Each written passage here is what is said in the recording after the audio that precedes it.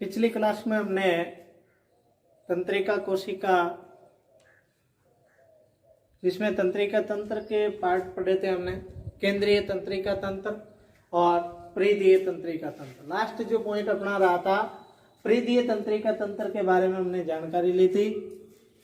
परिधीय के दो भाग पढ़े थे हमने, स्वायत्त कायिक, कायिक और स्वायत्त तंत्रिका तंत्र। स्वायत्त के दो भाग पढ़े थे, अनुकंपी और प्रानुकंपी तंत्रिका तंत्र। परिधीय में हमने क्या कहा था कि वह तंत्रिका तंत्र जो केंद्रीय तंत्रिका तंत्र के बाहर रहकर उसके कार्य को संपन्न करवाने में सहायता करता है या मदद करता है, उसे हमने परिधीय तंत्रिका तंत्र नाम दिया था। हम आज जो अध्ययन कर रहे हैं वो हम करेंगे तंत्रिका तंत्र जो है उसकी छोटी इकाई तंत्रिका कोशिका न्यूरॉन के बारे में। तंत्रिका कोशिका या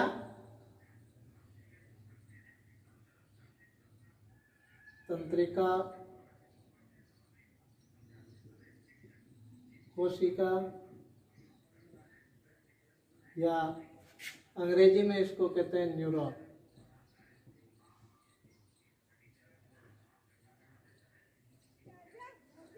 देखो, तंत्रिका कोशिका क्या चीज होती है। ये तंत्रिका तंत्र की क्रियात्मक एवं संरचनात्मक इकाई। फर्स्ट बात अगर हम करें तो तंत्रिका तंत्र की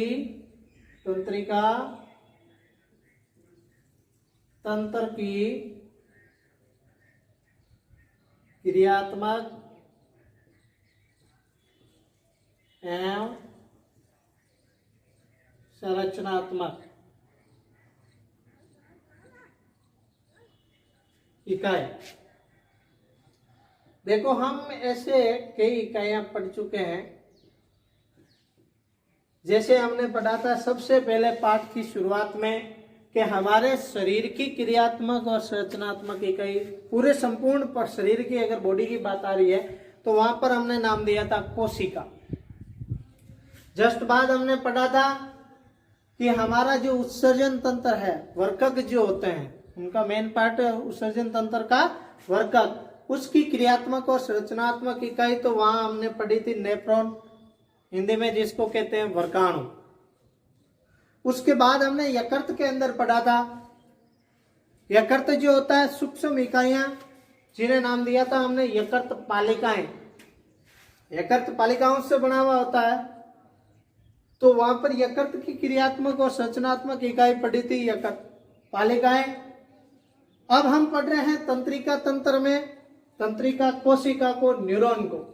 यह तंत्रिका तंत्र की क्रियात्मक और संरचनात्मक इकाई है। मतलब सीधी सी बात यह है कि हमारा जो तंत्रिका तंत्र है उसके सारे कार्य और उसका निर्माण, संरचनात्मक या रचनागण, क्रियात्मक यानी उनकी संपूर्ण कार्य, ये सारा कार्य जो होता है तंत्रिका तंत्र का, वो न्यूरॉन या तंत्रिका कोशिका के द्वारा ही किया जाता है। मोस्ट इंपोर्टेंट हम बात करेंगे न्यूरॉन के बारे में, तंत्रिका कोशिका के बारे में। तो एक बात ये भी है कि ये हमारे शरीर की सबसे बड़ी कोशिका है, हमारे शरीर की सबसे बड़ी कोशिका। देखो, बड़ी कोशिका का नाम आया है तो हम छोटी कोशिका के बारे में भी बात करेंगे। जैसे हमने जनन तंत्र में पढ़ी थी जनन कोशिका शुक्राणु, नर के अंदर जो शुक्राणु कोशिका पढ़ी थी ना, हमारे शरीर की सबसे छोटी कोशिका होती है शुक्राणु कोशिका। सबसे छोटी कोशिका हमारे शरीर की कौन सी होती है? शुक्राणु कोशिका। और हमारे शरीर की सबसे बड़ी कोशिका कौन सी होती है? तंत्रिका कोशिका या न्यूरॉन होती है। तंत्रिका कोशिका या न्यूरॉन जो है उसका कार्य ये होता है कि ये हमारे शरीर के विभिन्न अंग और ऊतक जो होते हैं उनको केंद्रीय तंत्रिका तंत्र से जोड़ने का काम करती है। क्यों? क्योंकि हमने केंद्रीय तंत्रिका तंत्र में पढ़ा था कि केंद्रीय तंत्रिका तंत्र हमारे शरीर के विभिन्न अंग जो है उनके ऊपर अंग और अंगों की जो क्रियाएं होती है उन पर नियंत्रण और समन्वय का कार्य करता है।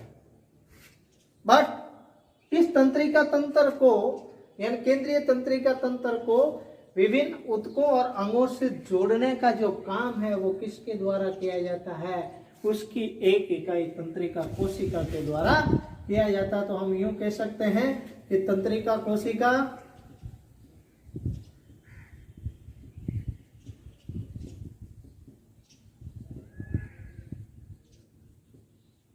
हमारे अंगों में ऊतकों को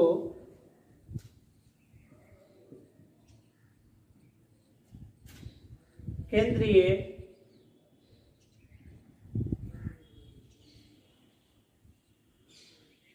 तंत्रिका तंत्र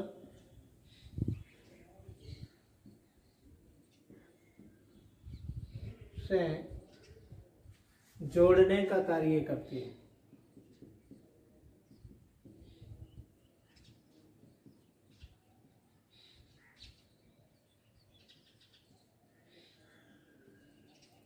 अच्छा, ये जोड़ने का काम करेगी केंद्रीय तंत्रिका तंत्र से, तो जोड़ने का काम किस प्रकार से करेगी? देखो, बाहर वातावरण में होने वाली जो क्रियाएं होती है उनसे प्राप्त उद्दीपन या शरीर के अंदर से प्राप्त जो संवेदी ग्राही कोशिकाएं उनके द्वारा प्राप्त जो उद्दीपन होते हैं उन सभी उद्दीपनों को क्या होता है? केंद्रीय तंत्रिका तंत्र तक लाने का कार्य तंत्रिका कोशिका के द्वारा ही किया जाता है। विभिन्न तंत्रिकाएं आपस में मिलकर के क्या करती है कि केंद्रीय तंत्रिका तंत्र तक एक जाल के समान संरचना बनाएगी और सूचनाओं को वहां तक पहुंचाने का, संकेतों को, उद्दीपनों को वहां तक पहुंचाने का कार्य करेगा। दूसरी बात, केंद्रीय तंत्रिका तंत्र जो है उसकी प्रतीकात्मक जो उद्दीपन होते हैं यानी प्रतिक्रियात्मक उद्दीपन हम यहाँ कह सकते हैं कि जो भी उसको आवेग प्राप्त हुए थे, उद्दीपन प्राप्त हुए थे, उनके प्रति जो केंद्रीय तंत्रिका तंत्र का रिप्लाई है, जो मैसेज है, वो भी पुनः क्या है? तंत्रिका कोशिका के द्वारा ही विभिन्न अंगों और ऊतकों तक पहुंचाया जाता है। तो हम यूं कह सकते हैं कि तंत्रिका कोशिका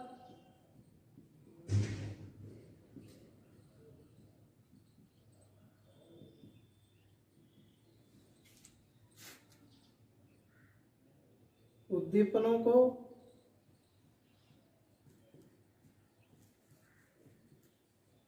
केंद्रीय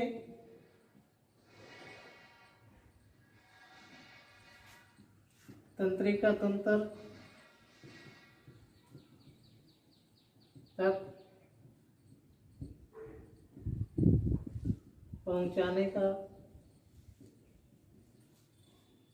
कार्य करती है।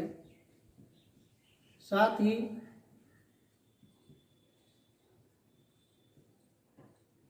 केंद्रीय तंत्र से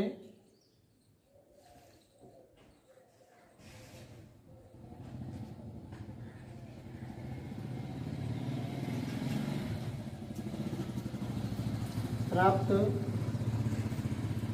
प्रतिक्रियात्मक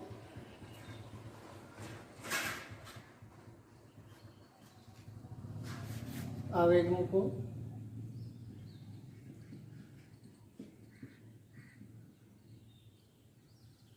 ऊतकों व अंगों तक प्रसारित करते।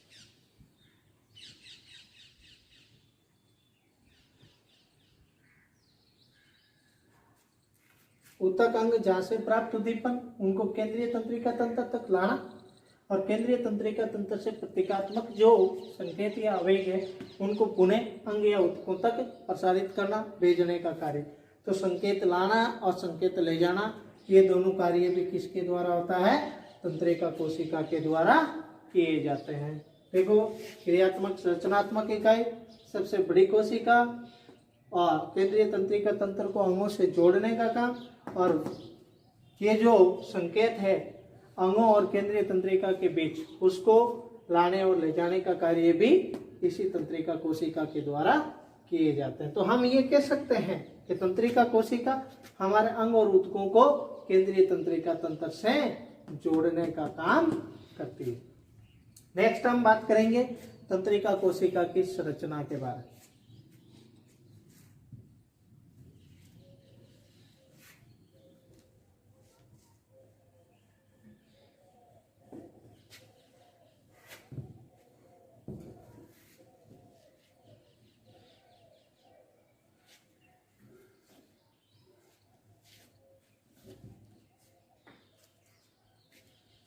संरचना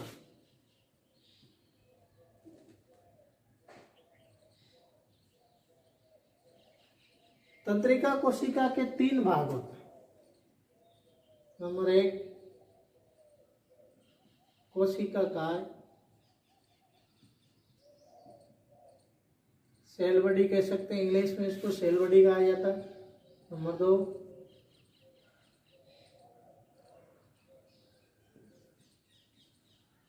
दुर्माशय,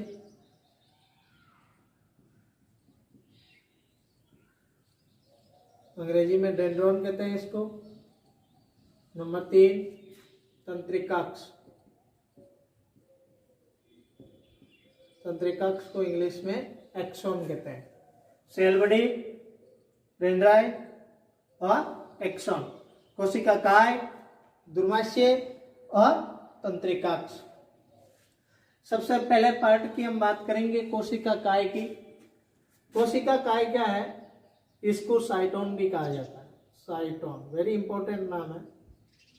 साइटोन किसे कहते हैं? तंत्रिका कोशिका का जो कोशिका काय भाग होता है उसको साइटोन कहा जाता है। क्या कहा जाता है? साइटोन कहा जाता है। अगली बात हम करें तो कोशिका काय के अंदर एक केंद्रक होता है। जिस प्रकार से प्रारूपिक कोशिका जो होती है और एक कोशिका के अंदर जैसा केंद्रक पाया जाता है वैसे इसके अंदर एक केंद्रक पाया जाता है। केंद्रक के अलावा इसके अंदर प्रारूपिक कोशिकांग पाए जाते हैं। प्रारूपिक कोशिकांग यानी कि एक जो कोशिका होती है उसके अंदर जो भी कोशिका अंगक उपस्थित होते हैं उसी प्रकार के अंग तंत्रिका कोशिका में भी कोशिकांग पाए जाते हैं। तो हम इसको कह रहे हैं प्रारूपिक कोशिकांग, यानी कि एक प्रारूपिक कोशिका में जिस प्रकार से अंगक उपस्थित होते हैं वैसे ही तंत्रिका कोशिका में भी अंगक पाए जाते हैं। देखो इसको साइटोन कहा जाता है, केंद्रक पाया जाता है, प्रारूपिक कोशिकांग। इसके अलावा इसके अंदर क्या होता है कि जो द्रव्य पदार्थ भरा हुआ होता है उसके अंदर ग्रेन्युअल निशेल अभिरंजित कण उपस्थित होते हैं।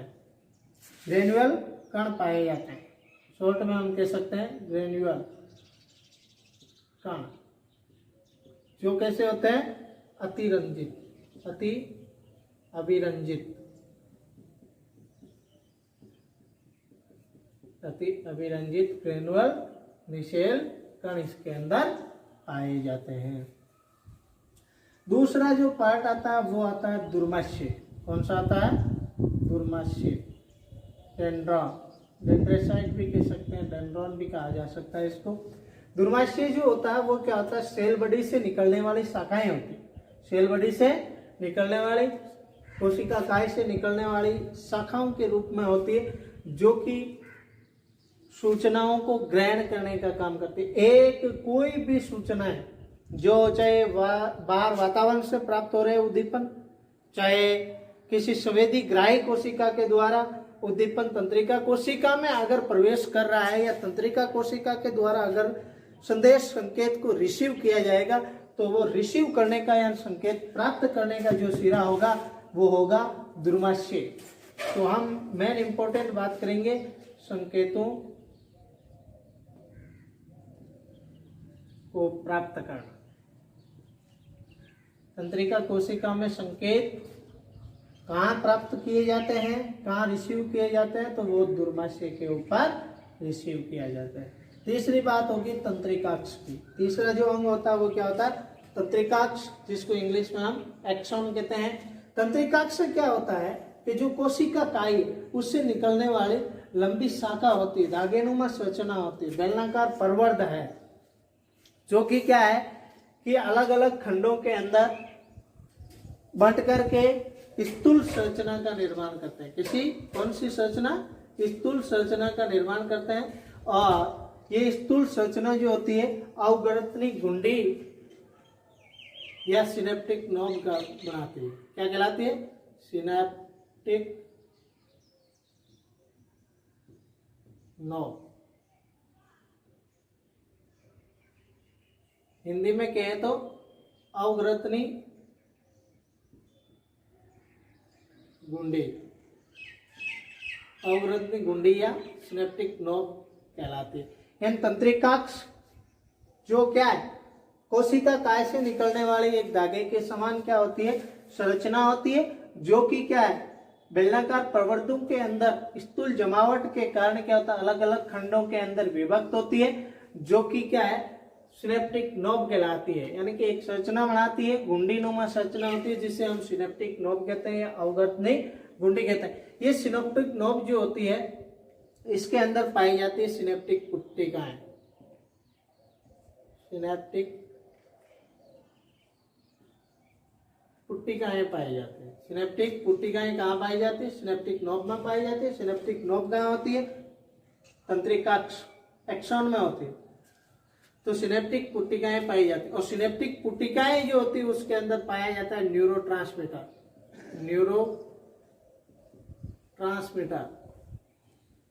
न्यूरोट्रांसमीटर जो होता है, एक तंत्रिका कोशिका से दूसरी तंत्रिका कोशिका पर आवेग भेजने के अंदर सहायता करता है।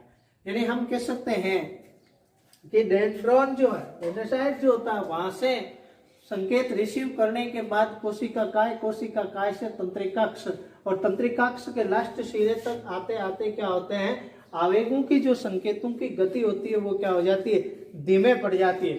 तो वहां उपस्थित सिनेप्टिक जो पुटिका है उसमें उपस्थित न्यूरोट्रांसमीटर जो होता है वो उस आवेग को क्या होता है कि शक्ति प्रदान करता है और आवेग को शक्तिशाली बनाता है, जिससे एक तंत्रिका कोशिका से दूसरी तंत्रिका कोशिका पर आवेग है वो प्राप्त हो जाते हैं। देखो हम ये सारी बातें हैं चित्र के द्वारा क्रियाविधि तथा संरचना दोनों को समझेंगे।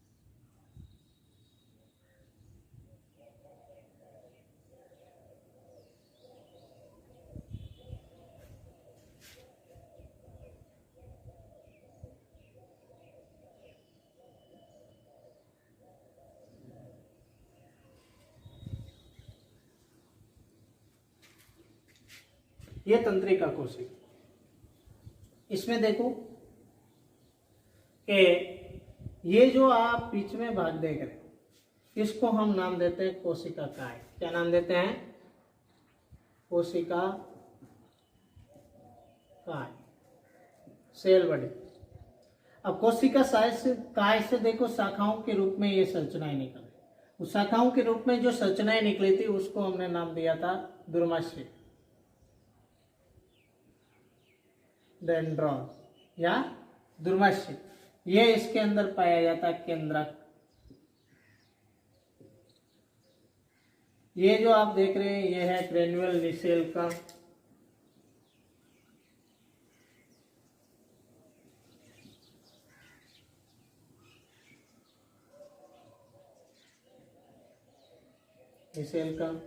ये संरचना देखो सेल बॉडी से शाखा के रूप में, धागे के रूप में ऐसी संरचना निकलती है।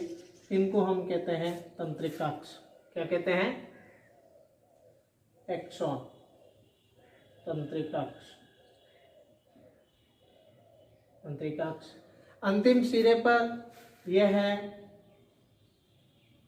देखो सिनेप्टिक पुट्टिकाएं, सिनेप्टिक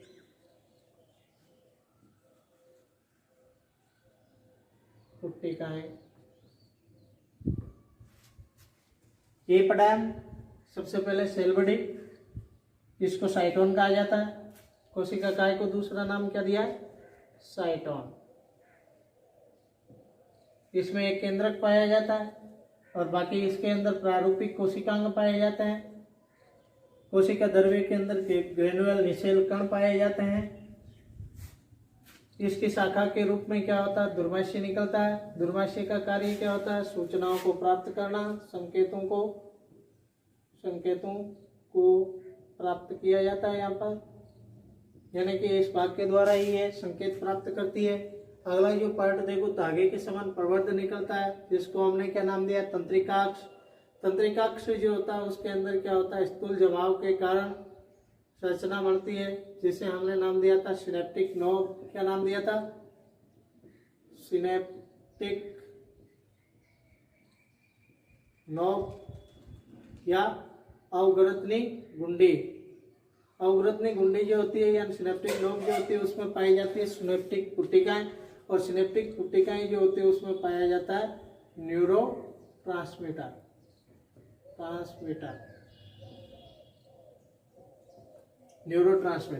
न्यूरोट्रांसमीटर का काम होता है तंत्रिका कोशिका में जो सेल बॉडी से तंत्रिकाक्ष में यानी कि सिनेप्टिक पुट्टिकाओं तक आने वाले जो संकेत होते हैं उनको शक्तिशाली बनाने, यानी कि संकेतों को शक्तिशाली बनाने के लिए तंत्रिका कोशिका में कौन सी संरचना होती है? तो वो होता है न्यूरोट्रांसमीटर।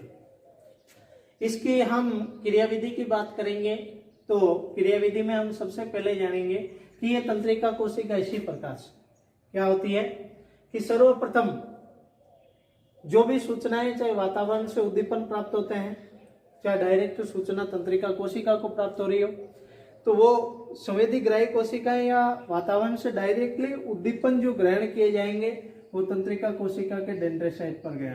डेंड्रोसाइट से ये पहुंचेगा सेल बॉडी में, सेल बॉडी से इसको तंत्रिकाक्ष एक्सॉन में भेज दिया जाएगा। एक्सॉन से होते हुए ये क्या होता है? तंत्रिका कोशिका के लास्ट सिरे पर पहुंचता है। लास्ट सिरे पर पहुंचते पहुंचते जो आवेग होते हैं, संकेत होते हैं, वो क्या हो जाते हैं? उनकी गति कम हो जाती है, वो कमजोर पड़ जाते हैं। वहां पर उपस्थित होता है न्यूरोट्रांसमीटर, और न्यूरोट्रांसमीटर क्या करता है? इसको अतिरिक्त एनर्जी प्रदान करता है, जिसे ये यहाँ की सिनेप्टिक जो पुट्टिकाएं हैं इस सिरे से क्या होता है? एक तंत्रिकाक्ष जो है अंतिम तंत्रिकाक्ष जो है, अंतिम सिरा जो है तंत्रिका कोशिका, उससे क्या होता है कि अगली तंत्रिका कोशिका के डेंड्रोसाइट पर पहुंच जाता है। ठीक इसी प्रकार देखो, हम छोटा सा समझने के लिए एक तंत्रिका कोशिका और लेते हैं, बस वही सिस्टम।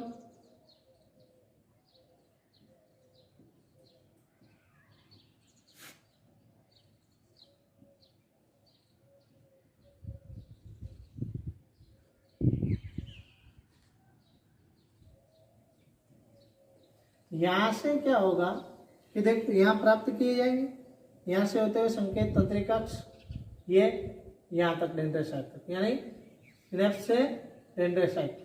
अब देखो एक तंत्रिका कोशिका से दूसरी तंत्रिका कोशिकाएं यानी एक के पीछे एक जुड़ते हुए इस प्रकार से लंबी संरचना या शाखाएं बन जाती है, जो क्या होता है? हमारे अंग ऊतकों से लेकर के केंद्रीय तंत्रिका तंत्र तक प्रसारित होती है, मेरु रज्जु मस्तिष्क तक प्रसारित होती है। यहाँ से एक तंत्रिका कोशिका, दो तंत्रिका कोशिकाएं, तो इसका क्या हुआ? तंत्रिकाक्ष, और इसका क्या हुआ? डेंड्रोसाइट। उन दोनों के बीच की जो जगह होती है, यानी कि संकेत एक तंत्रिका कोशिका से दूसरी तंत्रिका कोशिका पर प्राप्त होता है, तो उसके बीच के स्थान को संधि स्थल कहा जाता है। क्या कहा जाता है? संधि स्थल। संधि स्थल कहा जाता है। इसको अगर हम इंग्लिश में देखें तो इसको सिनेप्स कहा जाता है। सिनेप्स, इसको नाम दिया था सिनेप्टिक पुट्टिकाएं। ये जो गुंडी के समान संरचना बनी थी उसको कहा था synaptic knob. Synaptic knob, synaptic पुट्टिकाएं, अब बीच का रिक्त स्थान सिनेप्स। आपको कहा जा सकता है, प्रश्न इस प्रकार से पूछा जा सकता है कि दो तंत्रिका कोशिका जहां पर वो आपस में मिलती है, यानी एक तंत्रिका कोशिका से दूसरी तंत्रिका कोशिका पर संकेत भेजे जाते हैं, तो उनके बीच के स्थान को क्या कहा जाता है? तो उसे सिनेप्स कहा जाता है, संधि स्थल कहा जाता है। और जो तंत्रिका कोशिका में आवेग जो भेजे जाते हैं वो विद्युत रासायनिक संकेतों के रूप में भेजे जाते हैं। विद्युत रासायनिक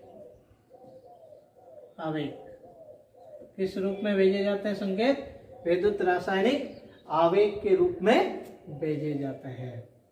इस प्रकार से ये तंत्रिका कोशिकाएं हमारे अंगों को केंद्रीय तंत्रिका तंत्र से जुड़े हुए रखती है।